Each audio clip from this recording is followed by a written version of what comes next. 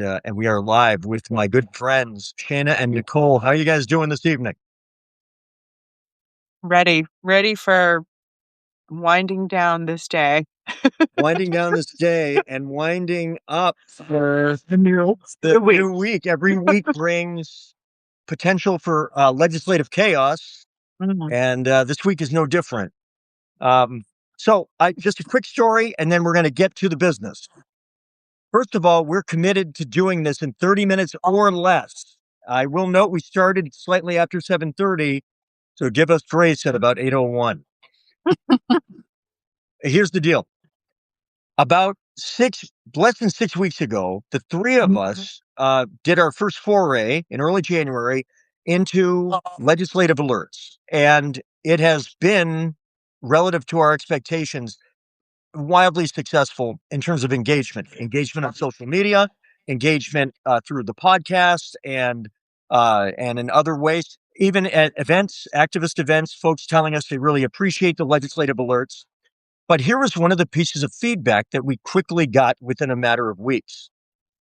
There is such a deluge of largely negative bills, some positive, but largely negative bills that were us and a lot of other good people are telling the masses to oppose, to do online testimony, to show up at a public hearing if you can. And what was happening is we were starting to get feedback of going, I can't do 12 or 15. There's too many, and it's sprinkling out the focus in a negative way. The second thing is, and I think this is important, we were asking ourselves, what were the results of some of that, at least short-term results? There's some long-term engagement benefits, to be sure. But in terms of the short term, those of you that read a recent Substack a few days ago, I did at stevemarchand.com, I went through the roll call of the first 3 days of roll call votes so far in this session.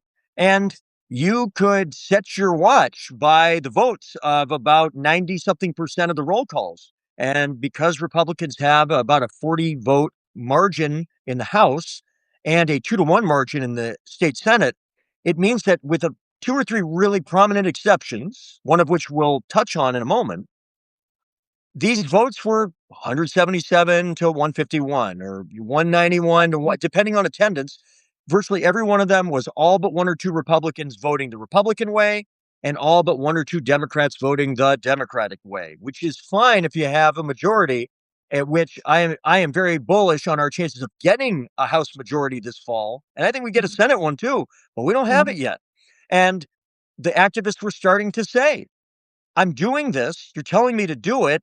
It's implying that we maybe can move the needle on some of these nasty bills, not seeing the needle too often. What can we do?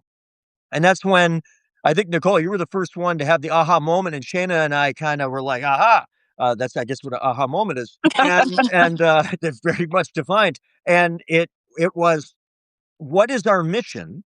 And what are the results that we're trying to get? And is this the most effective and efficient use of our collective time? And our mission, our strength is our surgical precision. It's the ability to go to each precinct, the 320 precincts in New Hampshire, the deep work that Shayna has done, analyzing the language and the values and connecting those things together, to use Nicole's significant skills to be able to depict them in ways that translate to what we hope are the non-hardcore Democratic activists who, let's face it, they're already largely on the side of all of us on this call tonight and on the Substack and so forth. How do we get the folks that are maybe a tick less engaged, either because they're lower engagement Democrats or maybe they're high engagement politically, but maybe they're not as hardcore Democrats? We need those folks, and we need to get them on the bills that matter, to the legislators and districts that have the greatest chance of making a difference, so that maybe on some and a handful of key bills, we can do something to turn another 181 to 153 setback vote, kind of vote, into victories, like some of you that pay attention to this last month, HB 675. HB 675 is arguably the biggest win in the House, certainly, in terms of a defeat of a terrible bill.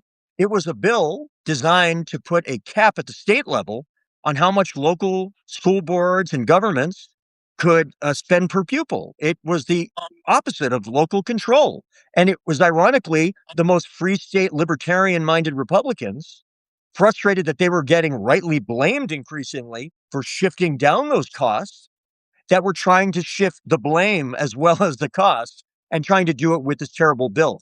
What made the difference? 22 Republicans that at a key moment voted against the Republican will of HB 675. And that caused a bill that would have passed to defeat with the cohesion of the Democratic caucus. The Dems stuck together. That was critical.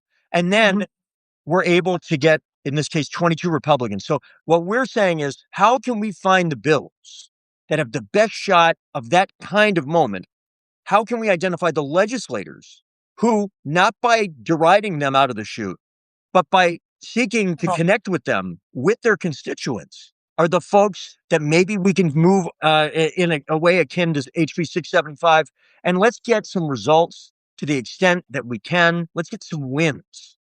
This is a shot, I think. And so we've spent a lot of time over the last week or so getting this ready. And tonight is kind of the unveiling of what that would look like to all of us here and to hopefully thousands of others in the days and weeks to come. So that's the setup. If you're still awake, if your chicken is, if you needed to step away, we'll record this, but here we are. So Nicole and Shana, sorry about that. I feel like I just did the 8-minute primer. So talk about the bill that we've decided to focus on, what we're calling not the legislative alert. Here are 15 bills. There are many that are important, but what is sort of the legislative action of the week this week? Yeah, Shayna, do you want to do it? I'm going to throw, before go we ahead. do that, I'm going to throw the link to the collections in the comments, and then we can address it whenever everyone feels like it. So, I mean, we are this week going to focus on actions towards putting pressure on HB 751, which is the bill that got, I don't know what you want to call it, hijacked on a bill that was already approved in the House, and then the Senate switched it all up, put an amendment in for open enrollment.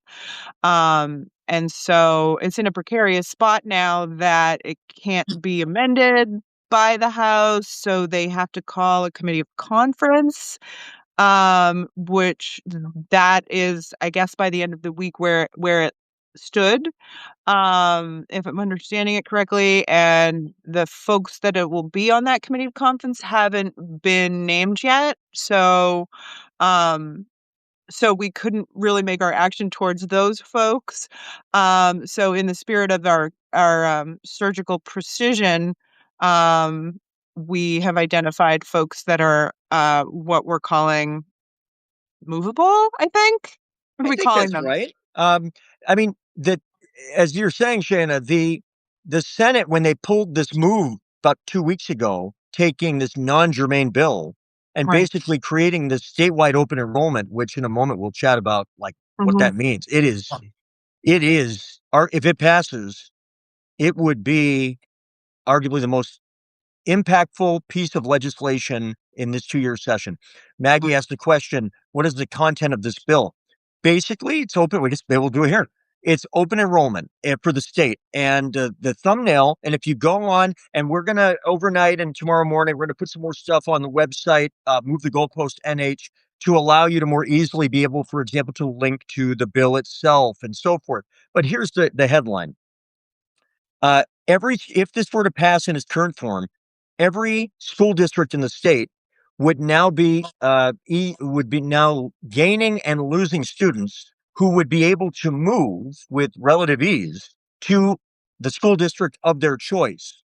Now, that has a lot of impacts if you're a poor school district with folks in it that have the means to be able to drive their kid to a wealthier school district.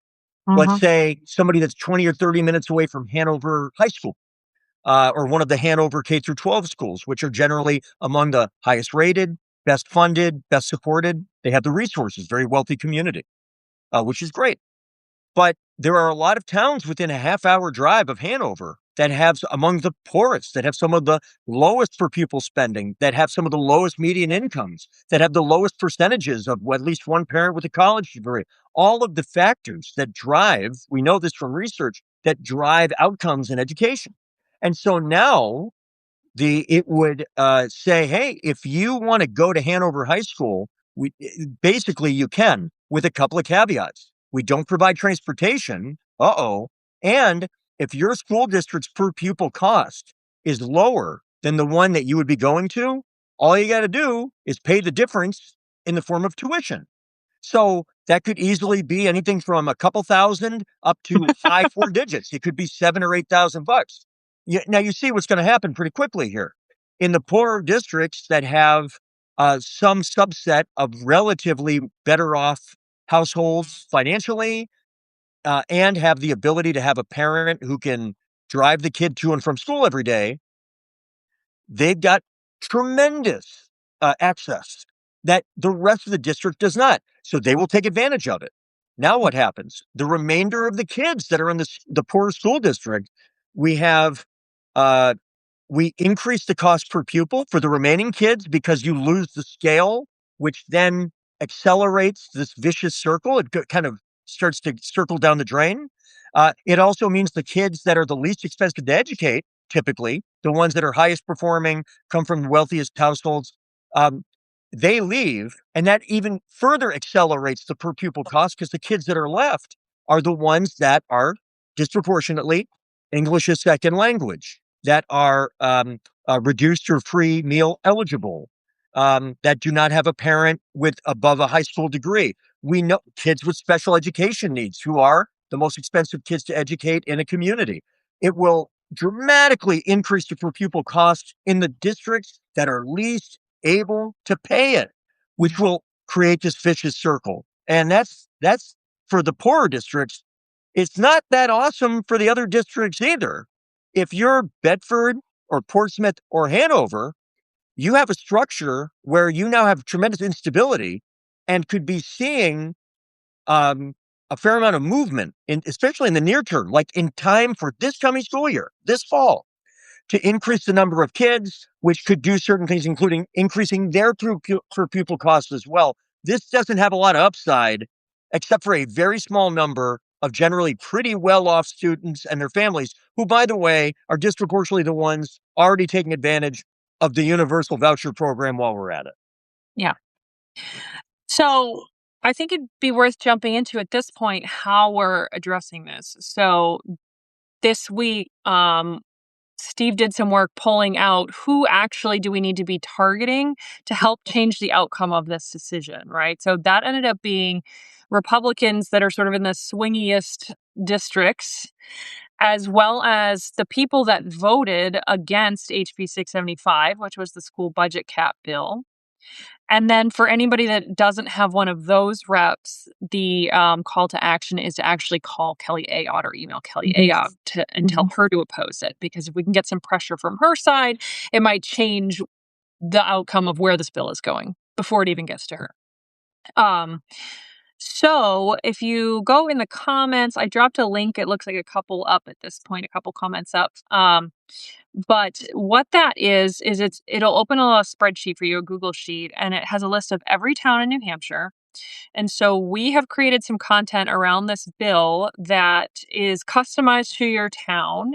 So if you've got one of these reps in a competitive race coming up this fall, if you've got one of the reps that voted the right way on HB 675, you will have specific town-based messaging in there. It has your town on it, and it has the rep on the graphic and in the text. It gives some information that you can just copy and paste right into your social platform. So is it Facebook or wherever you want to share this via email, wherever you'd like to share it.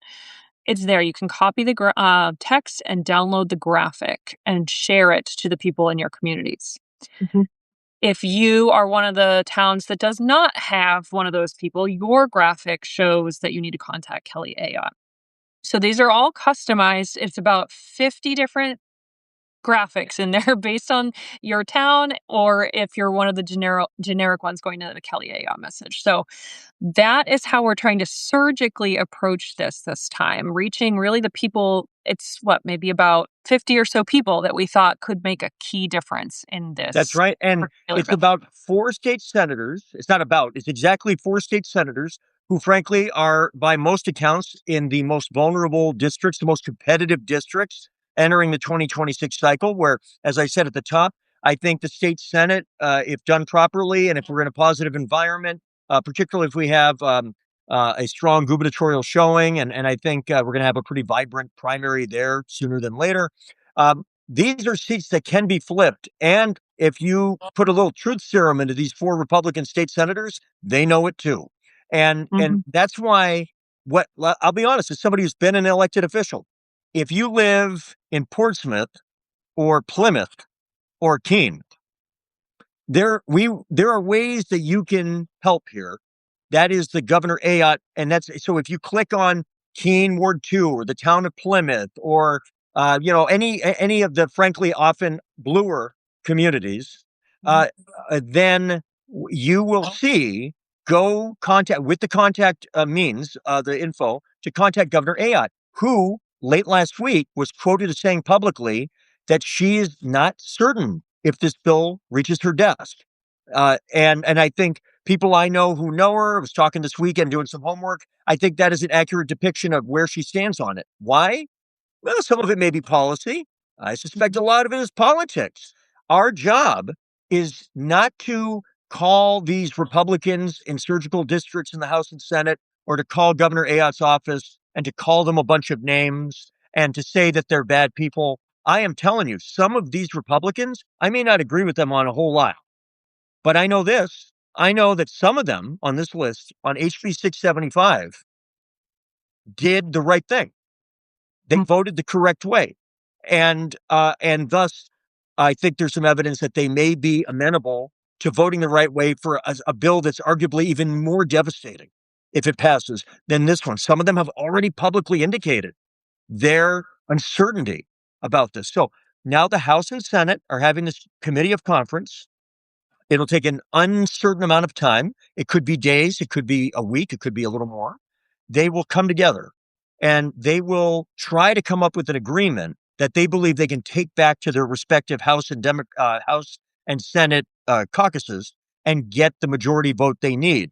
They cannot change it. They cannot amend it. It has to be whatever they agree. If they agree, it has to be exactly that, passed exactly that way by exactly the House and the Senate. Then that would go to Governor AOT, and she would have to either sign it, veto it, or allow it to become law without her signature. So this is going to be tight. This committee of conference, whose members we do not know yet, they are going to have to be able to take the temperature of the Republican caucus. And if they don't see a majority, they have to move to try to get that majority. Or they can do what often happens at these committees of conference.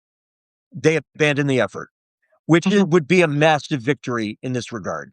So go to your town. Some of these towns, you're going to have a specific name or two. In some towns, you may have, I think you have 3, several reps who voted against HB 675, and some of them are in really red towns. So just because you live in Hampstead or Salem or Windham, and you go, well, that's not a super purple town. Nope. You check your town. Do not assume. We have really purple towns here. We have red towns. We have some light blue towns in here. And if you don't have specific names, you're going to have the Governor AOT messaging.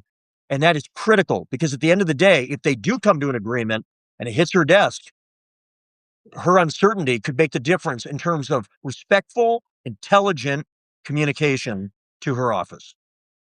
Can we, I think I just want to make sure we touch on the idea that there are fixed costs in districts, and this bill will exacerbate that and essentially causing property taxes to rise because the fixed costs for running the school district are not going to go away. when you're moving kids around. So I think that's really important to focus on that, and that the ultimate end game of this is going to increase property taxes for everybody. Like, I mean, obviously it'll be different in each town, but um, these cuts are not gonna happen in a vacuum.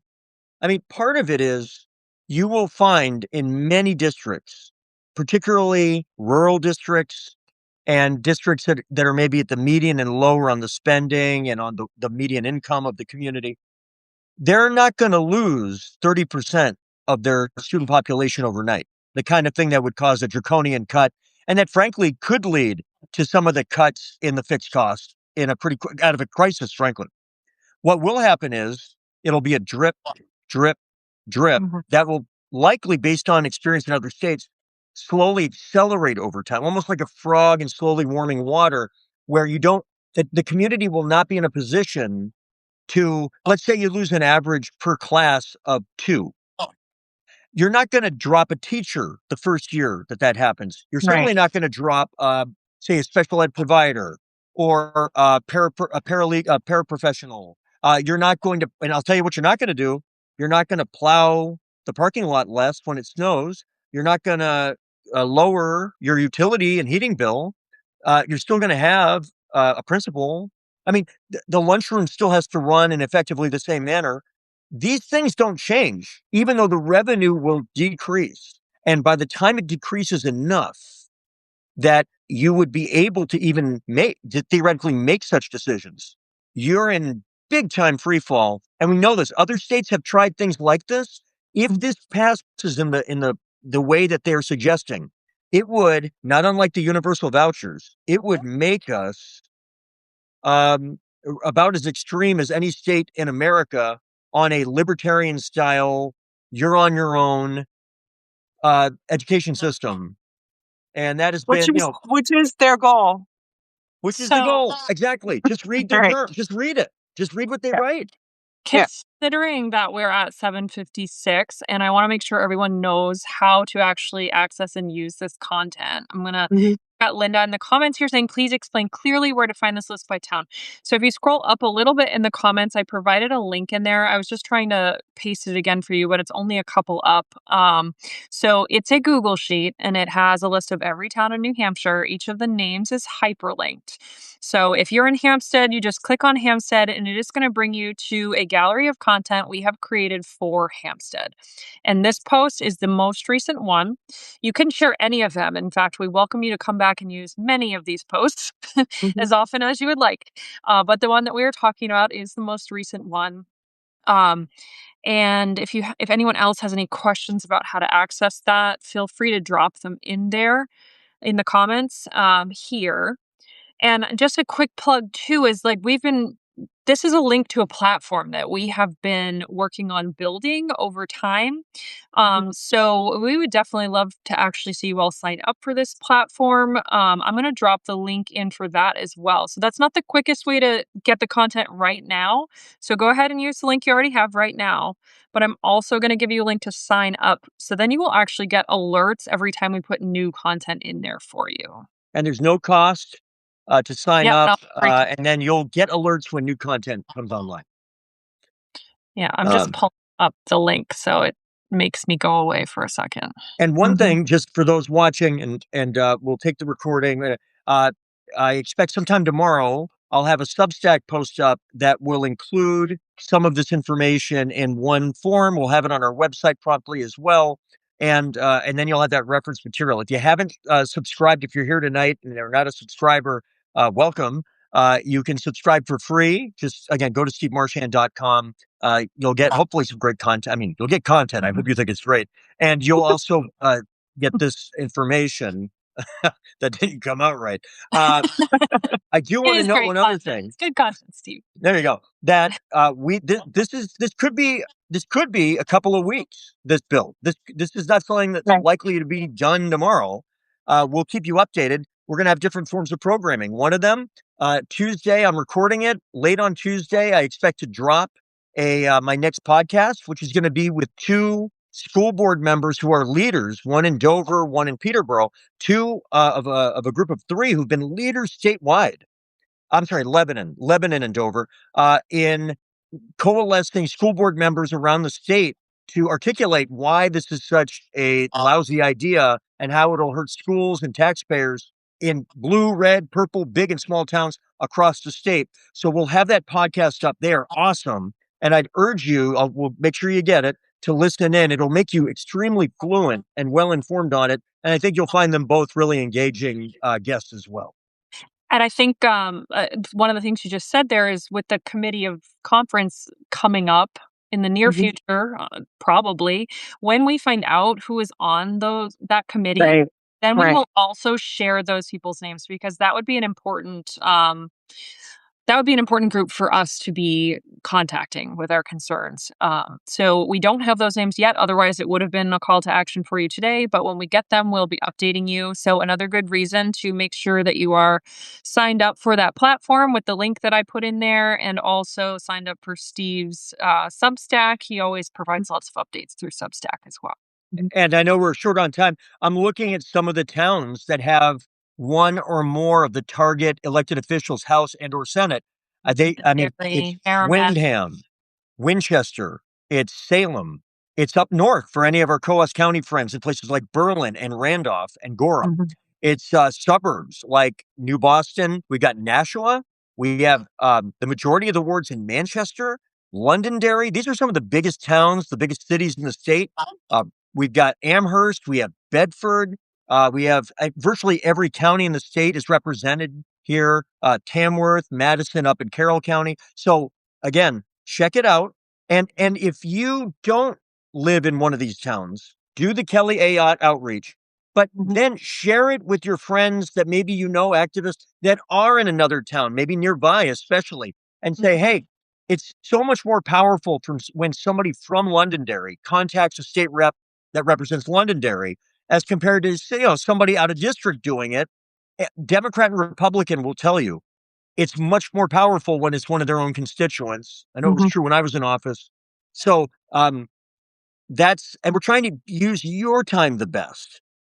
And we find, and our time. So we think this will be a really effective way on a critical bill that deserves a ton of attention, and we want to get at that attention, and that's kind of part of the idea tonight. Yeah, I think just to reiterate what you were saying there, if you have a good friend in Londonderry that you know would share this, share the link to their collection right out of that spreadsheet with them. That's fine. Anybody that you trust that you think would get use out of that, please feel free to share it. Also suggest that they sign up via that form as well. That's right. For a second there, I felt like a PBS fund drive. Hollis. We have Hollis. Yeah, come on over. I cannot promise you that if you do this, that you'll get the director's chair. Do they still do that? But we don't have any tote bags on offer. Maybe a tote bag or a mug. Yeah, I guess a tote bag. You know what? Maybe we'll do a move the goalpost tote bag eventually. It just feels right. Sign up for the platform. Be entered in the tote bag. There you go. Brought to you by the letter E and the number 8 or something. Okay, I don't know what that means. We're at half an hour, and that we want this to be a half hour. We will refine it. It takes me half an hour to clear my throat. Jesus. So this is effort, and the chicken's ready. So I don't know. Do we have anything else to share with folks tonight? Well, we just got a question. Have the Dem mayors, e.g. Rochester, Chuck Grassley, been taking positions maybe in a unified way? I am not familiar with the mayors or the city councilors in those cities doing that in an official way. I do know that school board members from cities and, dozens of towns around the state are doing exactly that. And I think that person may have come on late. Tuesday, probably night, we'll be dropping a podcast with 2 of those leaders. And look, I would urge the mayors and city councilors of the state's 13 cities to consider something like that, because many, if not most of them, have the potential of really getting hammered over time if this bill were to become law in different ways, but nonetheless in really painful ways, particularly for the kids that are in the most vulnerable position, which is sort of the point of all this, the kids. And I feel like the authors of this bill they're thinking of everybody but the vulnerable kids. And if we don't do it, you can't wait for somebody else to do it. And I think that should motivate all of us to put a little elbow grease into this. The only other thing I would say is if anybody has any questions about how to access this stuff or how to get into the platform in the future, please just reach out to us. Probably the easiest way to do that is at movethegoalpostnh.com. There's a little chat feature there. Or if you have Steve's email or one of our emails, feel free to use it. We're happy to help you get into the platform and make sure you have access to everything. And keep an eye out as the week goes, as we get information like the members of the committee. We'll likely have some more programming. Some people prefer the video, some prefer podcasts, some prefer live, some just like reading. How about that? So we'll try to spread a variety of ways, but don't hesitate, particularly movethegoalpostnh.com. You can send an email, a message that way, and that's a pretty surefire way to get us your questions or feedback. And by the way, if you hear from any of the elected officials that you reach out to, feel free to email us on that, particularly if they express what their concerns are, because we'd like to share that. And I cannot reiterate enough.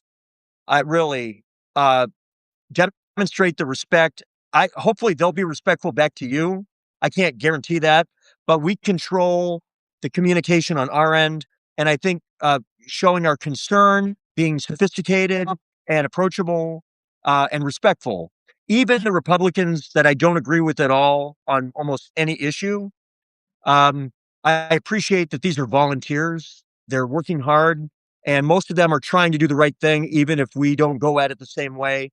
And when you yell at somebody out of the chute, it's pretty hard to get a communication going. And we're trying to get to a result, and the result would help thousands and thousands of kids in the state if we can get it done. So that's the idea. At 8:05 on Sunday night. And make the phone calls if you're up for the phone calls. We put phone numbers in where we had them. So make the phone calls in addition to the emails. All right. There you go. We're at time. I'm calling it. I know. Okay. We're calling it. Tote bag on the way. All right. Thanks, Nicole. Thanks, Shanna. Thank you all. Bye. I'm going to go have dinner. All right. Enjoy. Bye. You too. Bye-bye.